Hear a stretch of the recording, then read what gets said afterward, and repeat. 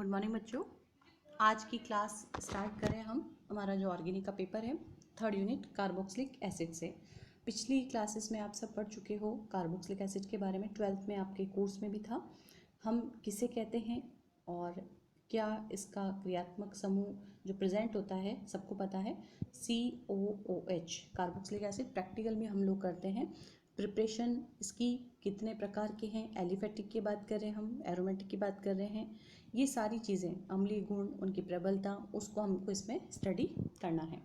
तो organic compound which contains COOH functional group are called carboxylic acid, सभी को पता है बच्चों। और सबसे इम्पॉर्टेंट बात यह है कि कार्बोक्सिलिक एसिड को हम एलिफेटिक और एरोमेटिक दोनों ही कैटेगरी में भी पढ़ते हैं। These acids are also called fatty acids because higher member of series like stearic acid, palmitic acid, etc. are obtained from fats and oils in the form of triglyceraldehyde। तो इनको हम fatty acid के नाम से भी जानते हैं क्योंकि इसको जिससे हम प्राप्त कर रहे हैं वो फैट्स या ऑयल से मिलता है। This group attached to saturated hydrocarbon series are called alkonic acid। अब बात करते हैं इसके नामकरण की, नॉमेनक्लेचर की। Nomenclature of carboxylic acid is done by various ways. तो इसके सिस्टम कौन कौन से हैं? एक तो ट्रैवल सिस्टम के अकॉर्डिंग हम बात करेंगे। तो this system nomenclature is based on the source of acid. Means हमें अम्ल जो है वो किस स्रोत से प्राप्त हो रहा है उस आधार पर हम नाम रखते हैं। जैसे फॉर्मिक एसिड। अब फॉर्मिक एसिड किससे मिल रहा है? रेड एंट, लाल चींटी जो होती है उससे जब हमको मिल रहा है तो हम उसको कहते हैं फॉर्मिक एसिड। फॉर्मिक का हम रेड एंट को बोल रहे हैं। दूसरा हमें मिल रहा है विनेगर से, इसको हम बोलते हैं एसिटम, और इस वजह से हम इसको क्या जानते हैं, CH3COH को एसिटिक एसिड। तीसरा जैसे इसमें एग्जाम्पल दिया हुआ है ब्यूटारिक एसिड का, और ये बटर से अपने को मिलता है। तो किन स्रोत से हमको एसिड मिल रहा है उस आधार पे नाम दिया गया है और इसको अपन कहते हैं ट्राइबल सिस्टम। दूसरा है इसमें डिराइव्ड सिस्टम, व्युत्पन्न पद्धति के अनुसार। तो कुछ प्रतिस्थापी जैसे हमने यहाँ पर देखा di methyl acetic acid. Acetic acid तो है यहाँ पर, लेकिन यहाँ पर जो जितने भी 3 CH हैं, CH3COH है, एक H अपने को दिख रहा है, बाकी के जो 2 हाइड्रोजन परमाणु हैं उसको हमने 2 मैथिल समूह से प्रतिस्थापित किया। तो अब एसिटिक एसिड तो लग गया यहाँ पर, लेकिन उसका व्युत्पन्न है ये एसिटिक अम्ल का, तो इसको नाम हमने क्या दिया है, डाई मिथाइल। 2 मैथिल ग्रुप है इसलिए डाई मिथाइल एसिटिक एसिड। इसी तरह से दूसरा एग्जाम्पल आपको दिख रहा है यहाँ पर CH3CH स्पेस 2 तो CH3 समूह है, बाकी CH2COH, तो इसको नाम क्या दिया है, आइसोप्रोपाइल एसिटिक एसिड। एक हाइड्रोजन को हमने इस पूरे आइसोप्रोपाइल समूह से प्रतिस्थापित किया, डिराइव्ड हो गया है ये। तो डिराइव्ड सिस्टम में इस तरह से नाम दिया जाता है। लेकिन बच्चों सबसे लेटेस्ट जो चीज़ चलती है नॉमेनक्लेचर में वो है IUPAC, आप सबको पता है। और सबसे पहले जब केमिस्ट्री हम लोग पढ़ते हैं तो हम IUPAC सिस्टम को ही पढ़ते हैं। In the IUPAC system, nomenclature of carboxylic acid is given by replacing the NDO of E of the corresponding alkane by oic acid। तो ये आपने पहले भी देखा है, और ये क्या कह रहा है कि यहाँ पर एल्केन का जो E है उसे हम रिप्लेस करते हैं ओइक एसिड से। जैसे फॉर्मिक एसिड है ये, तो वो उसका ट्रैवल नाम है, और हम इसको बोलेंगे एक कार्बन है तो मैथेन और ओइक प्लस लगा करके मैथेनोइक एसिड बनता है। जैसे एग्जाम्पल देखो आप, यहाँ पर स्ट्रक्चर है HCOOH और जनरल नेम आप सबको पता है फॉर्मिक एसिड, लेकिन IUPAC में मैथेन प्लस ओइक एसिड करके मैथेनोइक एसिड बनेगा। एक कार्बन है इसलिए मैथ। दूसरा है CH3COH एसिटिक एसिड, और इसको 2 कार्बन परमाणु की वजह से एथेन हम बोलेंगे, और ओइक ऐड हमने किया तो एथेनोइक एसिड। तो इस तरह से IUPAC नाम हम देते हैं। अब बात करते हैं हम समावयवता की, आइसोमेरिज्म की। कौन कौन सी समावयवता कार्बोक्सिलिक क्रियात्मक समूह के द्वारा प्रदर्शित होती है वो हम देखते हैं। चेन यानी कि श्रृंखला, पोजीशन स्थिति और क्रियात्मक समूह समावयवता कार्बोक्सिलिक अम्लों द्वारा दी जाती है। तो सबसे पहले हम समझते हैं चेन आइसोमेरिज्म में। चेन यानी श्रृंखला को हम छोटा बड़ा कैसे कर सकते हैं। सबसे पहले देखो ये 5 कार्बन है बच्चों इसमें, और यहाँ पर है ये CH3 CH2 CH2COH, 5 कार्बन का है।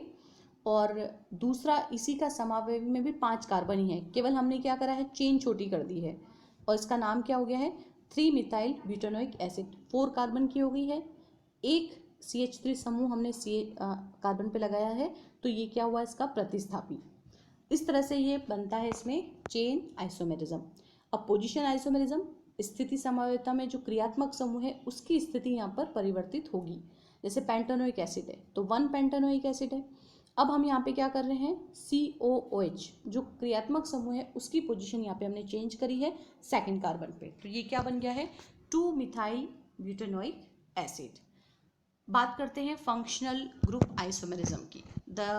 हम कह रहे हैं इसमें कि कौन सा है, तो they generally show functional group isomerism with ester like possible isomerism of C3H6O2। जैसे यहाँ पर है अपने पास प्रोपेनोइक एसिड, और प्रोपेनोइक एसिड के अंदर हम क्या कह रहे हैं, ये शो कर रहा है अलग अलग से, क्या बना है इसमें ester CH3C double bond OCH3।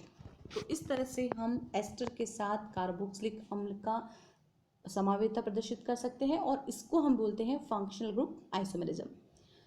अब सबसे इम्पॉर्टेंट चीज़ आती है कि यहाँ पर इसका अम्लीय व्यवहार किस वजह से है, ठीक है, acidic nature of carboxylic group. तो यहाँ पर इसके स्ट्रक्चर में आपको क्लियर दिखेगा बच्चों, एक तो C double bond O carbonyl group present है, दूसरा पूरा OH समूह उपस्थित है। तो 2 functional groups are present in carboxylic acid, that is carbonyl group, and hydroxyl group, that is OH, and both are attached by sigma bond, that's why COOH group is called carboxylic acid। अब ये तो इसका presentation की बात हुई। अब हम देखते हैं यहाँ पर कि क्या इसमें अनुनादी संरचनाएं होंगी, ठीक है। बहुत यहाँ पर OH ग्रुप भी है और कार्बोनिल ग्रुप भी है, ठीक है।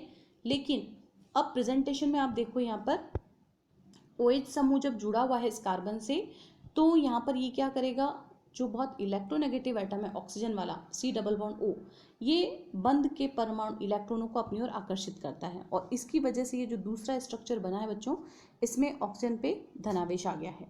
तो इस वजह से हम क्या कह रहे हैं यहाँ पर कि जो रिएक्टिविटी है कार्बोनिल ग्रुप की वो कम हो जाती है, किसके कारण, OH समूह के कारण।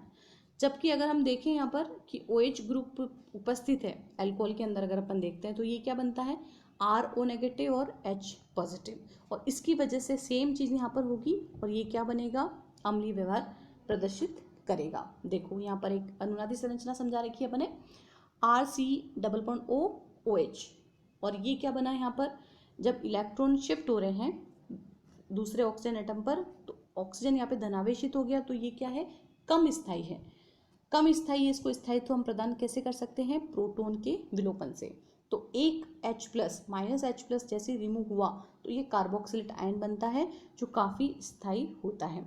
तो due to effective resonance carboxylate ion is more stable than carboxylic acid. Therefore, carboxylic acid has tendency to release proton easily. In other words, we can say carboxylic acid has acidic nature. तो इस वजह से carboxylic अम्ल अम्लीय व्यवहार प्रदर्शित करता है। अब हम यहाँ पे देखते हैं कि यदि हम प्रतिस्थापी समूह लगा दें तो यहाँ पर कार्बोक्सिलिक अम्ल की अम्लीयता पर क्या प्रभाव पड़ेगा, उसकी स्ट्रेंथ कैसे प्रभावित होगी, ठीक है।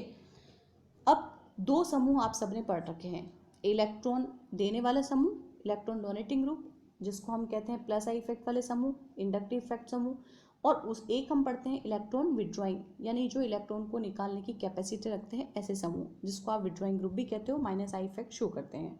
तो ये क्या कह रहा है कि यदि इलेक्ट्रॉन यहाँ पर कोई देने वाला समूह उपस्थित है तो क्या करेगा, ये यहाँ पर ऑक्सीजन के पास जो इलेक्ट्रॉन की कमी हो गई है वो पूरी होती जाएगी, और पूरी होगी तो यहाँ पर हाइड्रोजन जो रिमूव हो रहा था एकदम से प्रबल अम्ल के रूप में, वो अब दुर्बल हो जाता है और उसकी अम्लता प्रभावित होती है, ठीक है।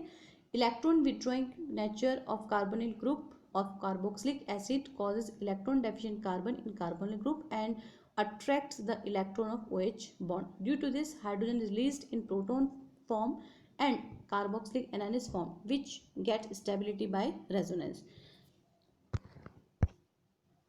तो यहाँ पर ये कारण ये बचता है कि यहाँ पर जब इलेक्ट्रॉन देने वाले समूह अगर आ जाते हैं तो ऐसी स्थिति में कार्बन से जुड़े हुए जो ऑक्सीजन परमाणु हैं उस पर इलेक्ट्रॉन की जो कमी हो रही थी वो अब उतनी नहीं होती है। तो यहाँ पर हम क्या कह रहे हैं कि इस वजह से हाइड्रोजन बहुत आसानी से रिलीज नहीं हो रहा है और अम्लता कम हो जाती है। जबकि एक और हम देखें कि यहाँ पर माइनस इफेक्ट वाले यानी इलेक्ट्रॉन विड्रॉइंग ग्रुप अगर प्रेजेंट है, जैसे Cl ग्रुप आ गया है, तो ये क्या करेगा, carbonyl carbon increases electron deficiency. Due to this releasing of proton is relatively easy and stability of anion increase, hence decrease in negative charge.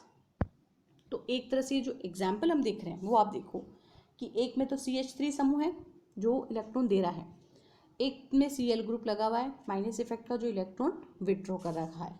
तो इस वजह से हम क्या कह रहे हैं कि यहाँ पर जैसे क्लोरीन का परमाणु है ये इलेक्ट्रॉन आकर्षित कर रहा है और इस वजह से ऑक्सीजन हाइड्रोजन जो OH समूह लगा हुआ है उससे इलेक्ट्रॉन अपनी ओर खींचे जा रहा है। एरो कर देखो आप, कंटिन्यू अपनी ओर खींचता जा रहा है। इस तरह से OH बंध के जो ऑक्सीजन परमाणु पर इलेक्ट्रॉन घनत्व है उसकी कमी हो जाएगी और इसी वजह से अब ये बंध दुर्बल होता है और H+ यानी प्रोटॉन जो है वो आसानी से मुक्त होता है और अम्लता के मान में वृद्धि हो जाती है। तो ये जो एक्सप्लेनेशन है बच्चों ये यहाँ पे समझाया है, इसको देखो आप डायग्राम के थ्रू भी यहाँ पर।